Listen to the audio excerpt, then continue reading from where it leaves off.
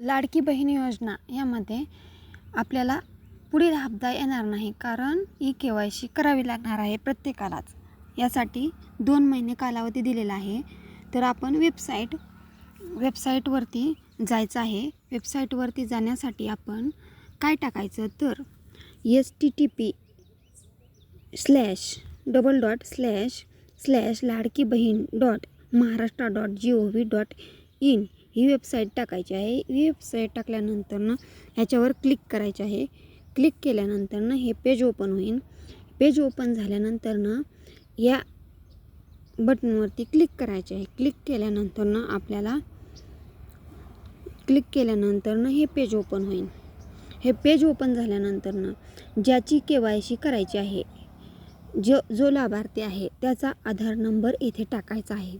आधार number टाकल्यानंतर पुढील captcha code इथे टाकायचा आहे. कॅप्चा कोड टाकल्यानंतर आपल्याला OTP येईल.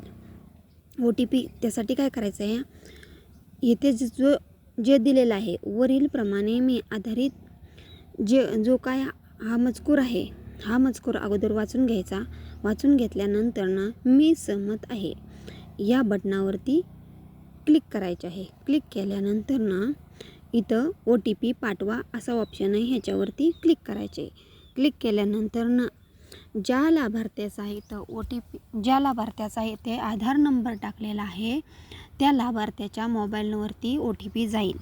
OTP गेल्यानंतर तो आपल्याला OTP पुढील पेजवरती सेंड करायचा आहे.